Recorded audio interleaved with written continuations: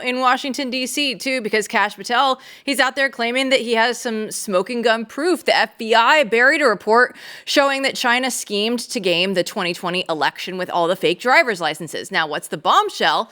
Well, former FBI Director Chris Wray may have misled Congress by downplaying or hiding some of that intel. And now we're all wondering, well, what else is he maybe sweeping under the rug? So Oversight Project President Mike Howell, he's trying to get to the bottom of it, and he joins us right now. So Mike, one of our favorite guests to have on the show because you have so much information. But our Joe Hanneman actually wrote a story about this on theblaze.com. He was listing your allegations there of Wray in the piece there. So can you start by just taking us through some of those allegations right now against Christopher Wray? Yeah, well, first off, they're beyond my allegations. The current FBI director and deputy director have said out loud into the whole world on X that the previous leadership, to mean Christopher Wray, covered up these materials and misled Congress for political reasons. So what we're doing is coming in and providing kind of the evidentiary backing of what statutes that implicates and how it was, allegedly illegal. And it's pretty obvious to me. There was a mountain of evidence that was circulating around the FBI as to this election interference plot by China and the production of a ton of fake IDs that were scannable for the purposes of interfering with the election through mail-in ballots. And it was, pinging on all levels over at the FBI. So it's unfathomable that Christopher Wray did not know about it. And in his very, careful answers to Congress under oath, refused to acknowledge it and instead did the exact opposite. And I believe that's criminal in nature. And so that's why we referred him over to the FBI and DOJ. And the same goes for this Catholic memo, the infamous memo, which Wray said was just a isolated one-off. Well, new information release says that absolutely wasn't the case. It was sent to well over 1,000 people in the FBI, and there were various iterations of it. And so this looks like a coordinated scheme to withhold information from the American people through Congress, which can be criminal. Now, he said in his testimony that there was no evidence of widespread attempts to change the election by China or any of the foreign powers. Were these attempts widespread? We talked about them a little bit when it first was revealed that all these different IDs were coming in, but were they widespread? And who were the intended recipients of these fake American IDs? Chinese immigrants and nationals who couldn't vote in the elections. College students. Right. For the express purpose, according to the intelligence report, of supporting candidate Joe Biden. And so if 20,000 fake IDs doesn't count as widespread, I'd love to know what does. Clearly, in the context of all the controversy leading up and after the 2020 election, this was highly relevant. And it's the same kind of modus operandi that the FBI had in failing to clarify the Hunter Biden laptop being authentic, which they knew was authentic. And we know why they didn't tell the country. And it's the same reason they didn't tell the country about the Chinese fake IDs. It's because they didn't want to release anything that was directionally helpful to President Trump and his supporters. And this is the pattern of the FBI over years.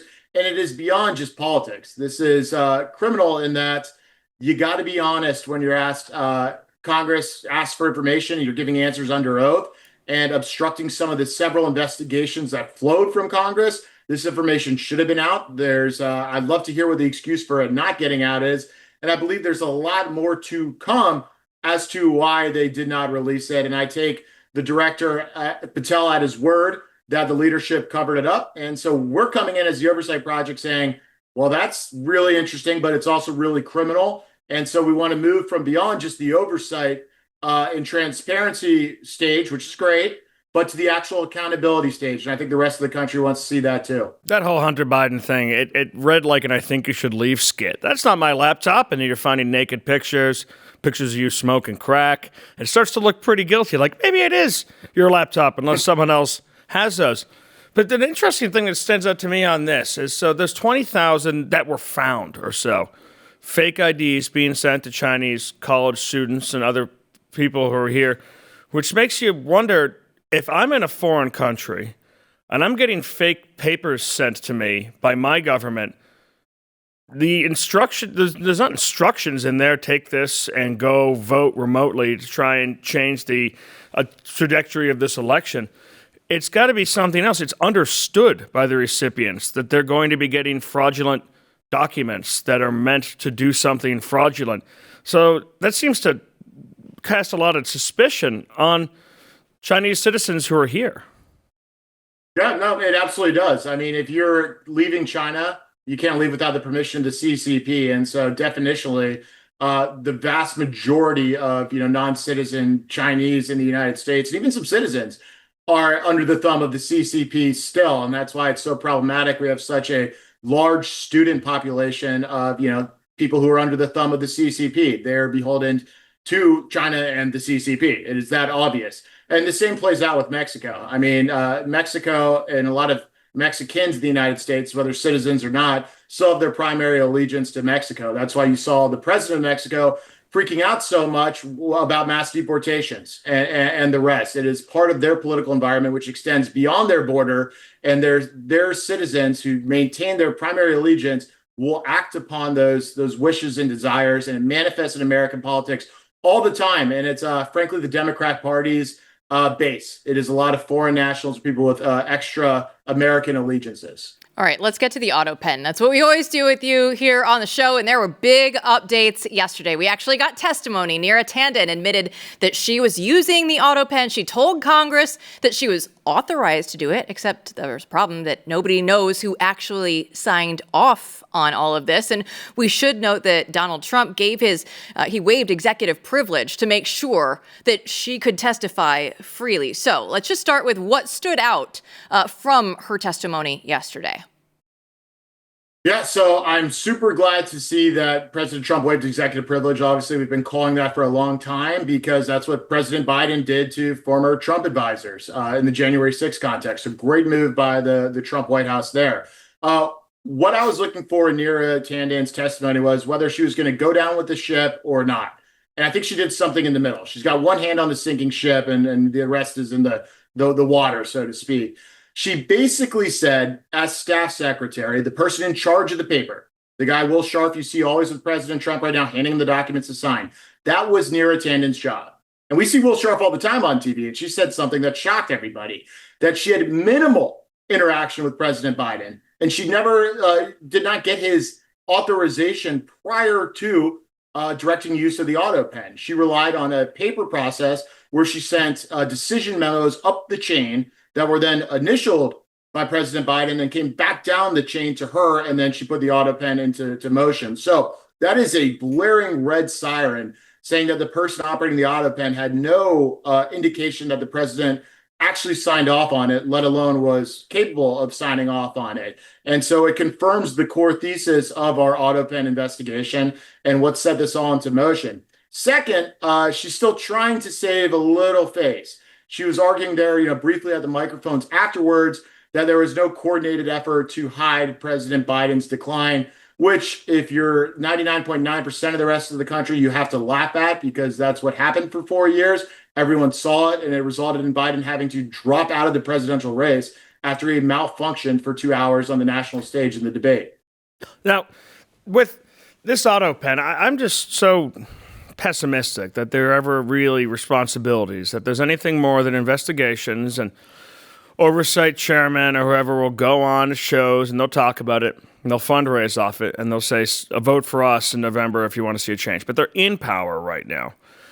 Is there a soft spot? Is the pardons the soft spot for the president, where an actual specific constitutional duty that's not delegated to the executive, it's delegated to one person, it's a very special responsibility, if that's fraudulent, where is the possibility, if there even is one, of people actually going to prison over this, or orders or pardons being undone? Yeah, there's definite possibility. I share your skepticism of accountability actually happening because we've never seen it, for this type of activity. The Republicans particularly never even get close to getting it. Democrats have no problem getting their version of accountability. But there's a few soft spots. You're right. The pardons are the clearest thing that only the president can do. And given all of the funny business that happened in the final days, it's awfully difficult for people to believe that President Biden actually approved those autopen funky pardons, particularly with all the other evidence we put out. And so testing those pardons by charging the recipients of the funky no good pardons is the way we've been advocating to go, which means Schiff, the January 6th committee, Milley, Fauci, et cetera, you name it. Any of the people who got the autopen pardons in the last, 48 hours of administration are great targets. Another great target set is the criminal culpability of people who are running the White House, unconstitutionally and criminally. And we've put out in the Blaze several statutes this implicates. There's impersonation of a federal official, forgery. I think bribery has to enter the mix when you have trillions of dollars leaving the White House through those inflation-busting bills that Podesta and everyone else were just doling out of the White House, who the recipients. Think of the EPA gold bars off the Titanic. And so, yes, it is both unconstitutional and probably criminal once we figure out the exact mechanics of how they're running this. And to do that, this needs to only be the beginning with Neera Tanden. If you got one of the capos in, you got to move up to the lieutenants and the generals.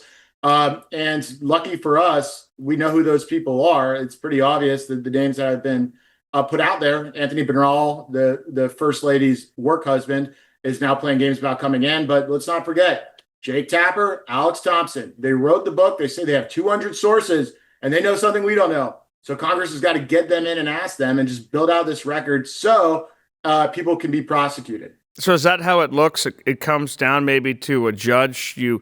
The Department of Justice prosecutes some of the people who were pardoned, and then when the pardon's brought up, make the case that the pardon was illegitimate. Is that how consequences would look? Yep, that's exactly right. We'll call that testing the pardon in court, because obviously Schiff's going to go there and say, I got a perfectly good pardon for all of my criminal deeds. And then the government will say, no, you don't. And here's why. And then a judge will decide. But that's one avenue. There's still others about all the money that left and the lasting legal impact of other decisions and the criminal culpability of people who covered up the fact that the president wasn't running the White House. All right, Mike Howell, greatest hits. We have to cover illegal immigration. This is the other wheelhouse that we talk to you all the time about. And you posted something on X saying that the House Appropriations Committee is trying to kneecap Trump's mass deportation. So what's happening? Tell everybody right now. So the House Appropriations Committee had quite a hearing and where they moved out their version of the appropriations bill that'll control immigration policy in the U.S. and they gave away the farm. It's the Approps Committee is full of some of the most liberal left-leaning Republicans there are, and they did things to hamstring the ability to deport anybody that's not a criminal. They basically laid out Obama and Biden policies of immigration resources have to be applied to only a very small subset. So in other words, no mass deportations.